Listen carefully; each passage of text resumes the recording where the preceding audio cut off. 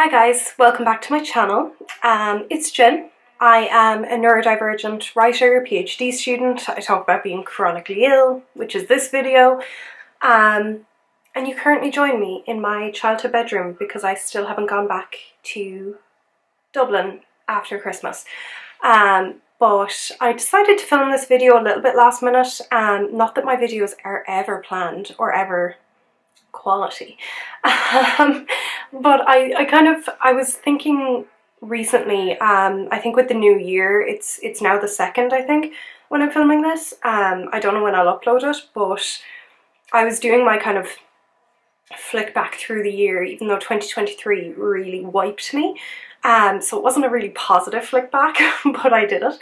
I guess I realised that I was diagnosed with my chronic illness, which changed my life, in terms of, not the chronic illness, which it did, but the diagnosis changed my life, a year ago, on the 12th of January. So it's coming up, and I kind of had a moment where I stopped and I was like, what a year. What a year it's been. So I guess I want to look at it, look at the first year post-diagnosis, first year on steroids, on medication, consistently, what's helped, what hasn't helped, what I'm still struggling with, what I thought would be easier than it is, what is easier, that kind of thing. So yeah, let's dive into it. So I suppose just to give you a really brief background in case you don't know, because I've talked about chronic illness, my chronic illness history on this channel, but because I started this channel before I was diagnosed, my previous videos won't have mentioned this. Because I was struggling. So I have struggled for the past 11 years with a kind of variety of symptoms. So kind of everything from low blood sugar, low blood pressure, aches and pains really badly, dry eyes, dizziness, stomach cramps and things. They've all kind of increased in severity over the years. There's so much more, like sleep disturbances, dehydration constantly, no body temperature control, all of these different things. So I struggled for years, and along the way of getting help, I have met endocrinologists, rheumatologists, pain specialists. I feel like I've seen every kind of doctor, and you know, some helped. For example, my aches and pains, I learned that I was hypermobile and I have Ehlers-Danlos syndrome, which is connective tissue disorder that's very common with autistic people actually. And that definitely did help, but it didn't explain some of the pains that I was having. It explained the range of motion of my joints and the partial dislocations I would have, but not these other symptoms. Fast forward to 2022, and I have essentially survived and coped through life by living a half-life, by going to college, having friends, all of these things, and then half the time absolutely collapsing and feeling dead and being dead, essentially.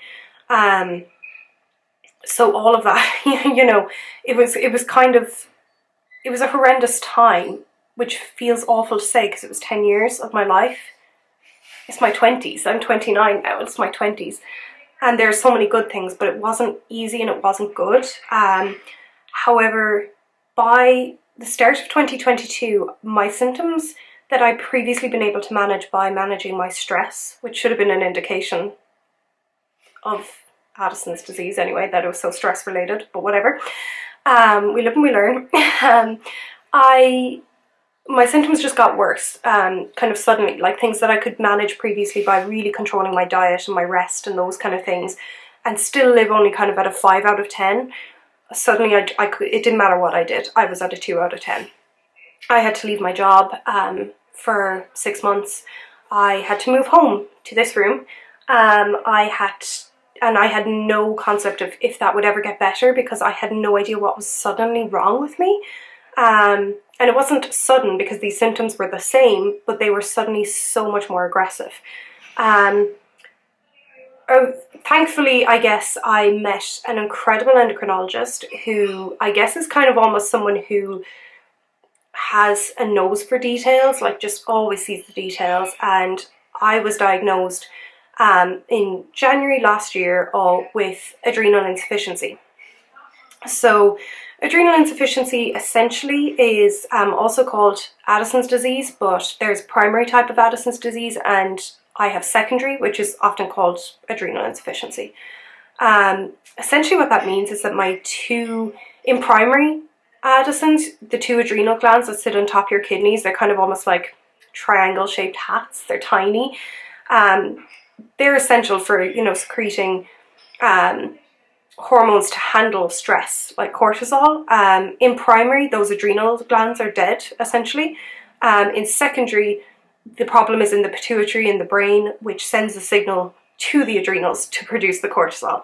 So it's much harder to find, I guess, as an issue, which is why I owe my endocrinologist everything. I really, really do. But so I was diagnosed. The treatment is the same for primary or secondary. It is long-term steroid use. The idea is that you are replacing what the body should produce in a day in cortisol through a small dose given throughout the day. That sounds ideal.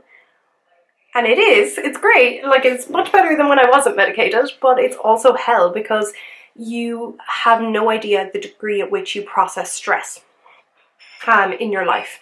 You also can't predict certain stresses that come up, like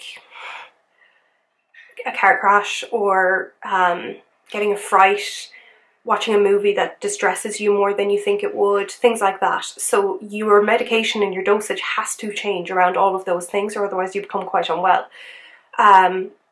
So at the point at which I was diagnosed, I didn't care about any of that. I knew all of that because I'm someone who does a lot of research on everything related to my body. So does my mom. So I knew what people had said about the difficulty of finding the correct dose. However, I didn't care because I had medication and my life was going to get better and go back to normal. That was kind of it. That was literally the thoughts I had. Now I look back and I feel for that girl because life couldn't go back to the same. It didn't need to go back to the same. It needed to get better. It needed to be different. I needed to be different. But it has been a really difficult year of learning what my mind considers a stress and what my body considers a stress, which often don't interact.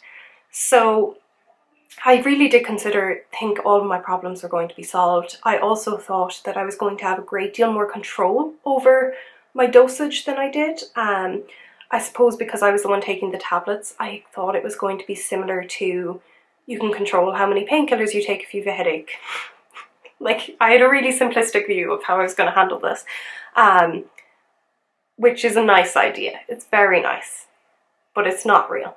So I guess what was so difficult was I had to learn how Addison's or adrenal insufficiency fits within the tapestry of me, Jen as a person. Not see it as this one singular thing to be managed. I had to see it as, how does it fit with my existing chronic illness, Ehlers-Danlos syndrome? How does it fit with being autistic? And how I, as an autistic person, process stress, which is very different. Or as someone who has ADHD and can often really hyper-focus and potentially miss doses. I really needed to see what needed to change in my life, and I needed to become exceptionally self-aware, which was something that if you told me back then I needed to become more self-aware, I would have kind of laughed, because I think after being unwell for so long you become exceptionally aware of your body. But what I wasn't aware of is my emotions related to my body. I don't know if that makes sense. I would process headaches and pains related to Ehlers-Danlos syndrome for years, but I wouldn't process the devastation that they caused me when I would miss out on nights out with my friends or things like that. Regarding adrenal insufficiency and autism, this particularly complicated one that I am struggling to... Once again, I tend to want to be able to wrap this up in a neat way where I understand, oh, I'm autistic, so therefore I need to manage my medication like this. Whereas in reality, what stresses me out and my sensory needs change on such a daily basis that, like, my autism isn't the same at any one point. It's why I dislike when someone, calls me high functioning, because yeah, maybe I am high functioning in front of you today, but if you saw me in a nightclub, or if you saw me on a day when a PhD document is due and I eat something that has a sharper texture than I anticipated, am I still high functioning to you? All of that means that I had to become exceptionally aware of the small rhythms inside your body that come with how often your body might ask your adrenals to secrete cortisol to cope with the stress. So I spent the first few months essentially only taking medication, like taking my baseline dose and only taking an additional up dose if something very obviously stressing happened, like I was driving and I got a fright on the road, or something really obvious that a neurotypical person would find stressful. So I remained in a state of kind of half wellness, or quarter wellness nearly, where I was doing well, but I was still very headachy. I was still in pain. It would still take very little for me to get sick. My immunity was really bad. I was just really, really struggling. And then you throw in EDS, like Ehlers-Danlos syndrome, and it becomes very hard to anticipate what pain is Ehlers-Danlos syndrome and what pain is caused by adrenal insufficiency. This was probably one of the big revelations of being diagnosed, was that I've always had pain in my joints. Well, I mean, always. I remember as far back as like 10. But I think that might have been when I rapidly started growing, so I don't know if it was there beforehand. And that pain really was explained by the Ehlers-Danlos diagnosis, and physio and all of that kind of thing helps. But there's always this additional pain in my bones that I couldn't explain. And I used to say it to doctors. I'd be like, this pain is like bone deep. Like I'd feel it in my femur, particularly when I'd be unwell. Like I'd be like, this is in my marrow. And they used to be like, you can't feel inside your bone marrow, which I think is so daft. I was like, I can, I really can, and it's really sore. But I guess they didn't care. But I realised that a lot of people with AI also experience that, because there can be electrolyte imbalances and general mineral imbalances, like with magnesium, calcium and things that come with that. And it can cause that kind of pain. So that was a big revelation for me. But sometimes it's still exceptionally hard to tell which pain is which is an EDS flare and which requires a steroid updose. And you might say just to take the updose anyway, because if it doesn't do anything, it doesn't do anything, but at least you have your answer. But then if I take steroids too late at night, they can keep me awake, so that impacts my whole circadian rhythm for like probably a week.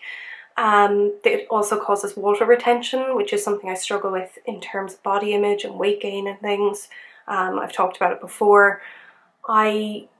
It's a tricky one, really. Even trying to do the mental gymnastics to figure out what symptom is related to what is a stress for me as an autistic person. So the only thing I could do, and the only thing that did help, and I remember people on the Facebook groups. Facebook groups can be such a hellscape, they really can, but I have learned so much from them. I think there's a great deal of panic on them, like there's like fear-mongering a little bit, but I have learned so much from different people with AI who've been diagnosed for years, so I really needed them. They told me that the one thing that I really needed to do, they told me this around July, so I had spent about 7 months managing, but I was so not doing, I was like doing 60% well, and because I had been at 0% for so long, 60% felt amazing, but it wasn't right either. So they told me I was going to have to log everything, and they were like in detail. They were like, log every symptom, every dose you take, how well you slept, whether you're on your period, what's the weather like, because the degree at which you sweat, for example, during summer it was really hot, really impacts my electrolyte balance, which impacts the cortisol I aspire. all of this stuff. And I really didn't want to do that. But then I realised I was going to have to, and if I was going to have to, I was going to do it in the most gen way possible, which means I'd go all in. So I created these log sheets that I still use. I use a smaller version of these now because I don't need it in as much detail, where I looked at different kind of symptoms. So like, for example, joint pain, headaches, apathy is a big one. I know my cortisol is quite low when I feel absolutely nothing about anything. That can be really, that was a really difficult one that no one, I think, talked about. That was something actually no one told me about that it could happen, was I might feel nothing at all. So that was difficult. So there's also emotional symptoms you're trying to manage. And then if you talk to a doctor about it, they're often telling you, well, it's hard to adjust to a new diagnosis anyway, so it's justified if you feel depressed or, you know, whatever, but you're trying to explain that actually it's at very particular points in the day, or, you know, it's been a learning curve physically and mentally, I think, as well. My low blood sugar, nausea, feeling of internal heat. Oh, the feeling of internal heat is horrendous. And I don't know if it's anything like being a menopausal woman.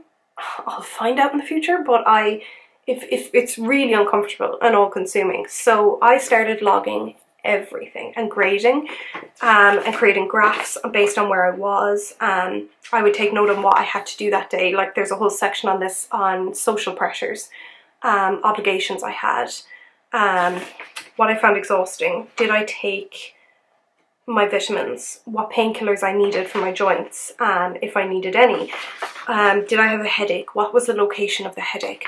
So that really did help, but it's a constant mental load. I've gleaned so much information from it, but I'm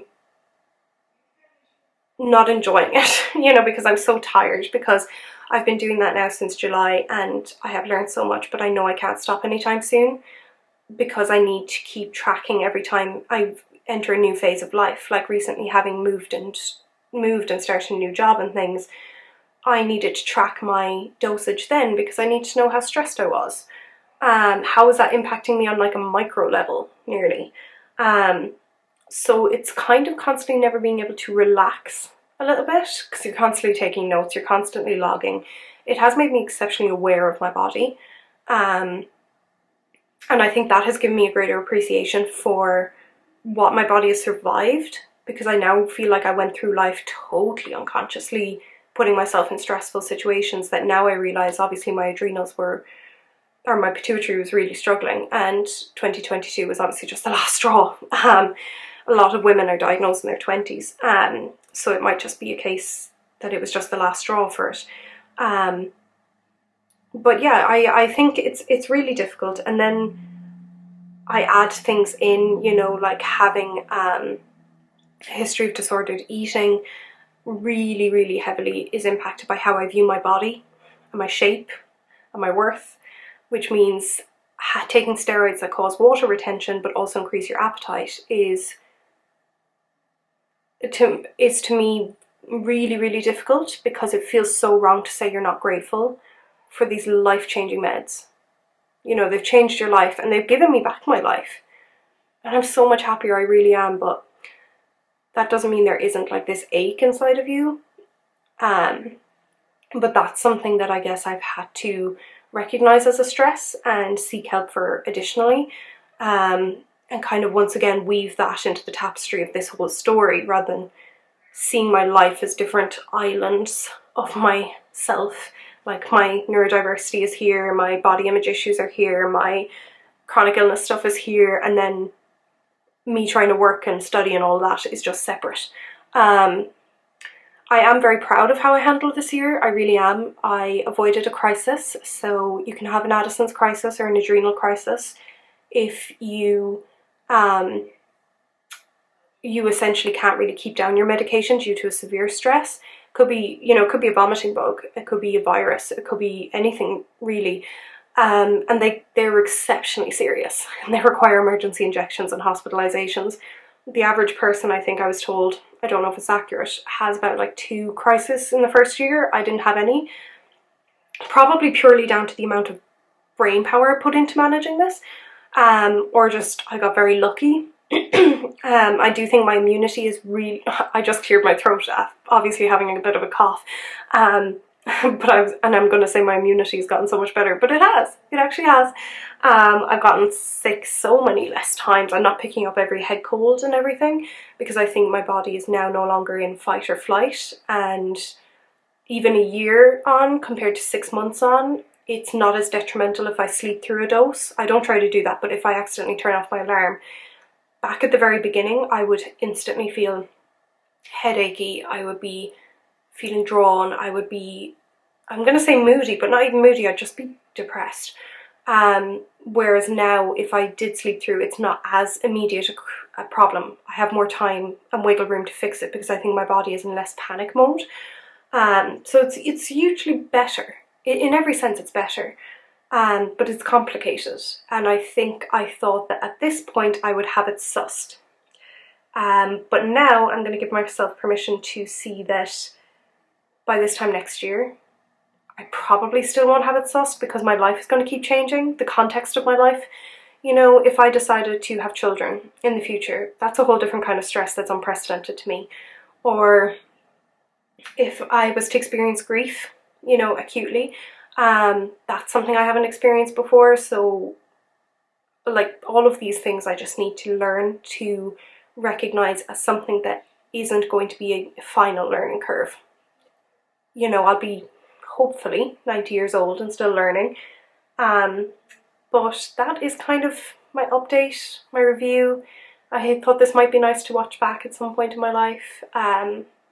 Maybe someday when I feel like I've really got it together. But for now, I'm going to just keep logging all my notes and doing my best. So thank you guys for watching. Let me know if you've had any kind of similar journey. It doesn't have to be with Addison's or adrenal insufficiency. It can be with any chronic illness because I think the learning curve is phenomenal regardless.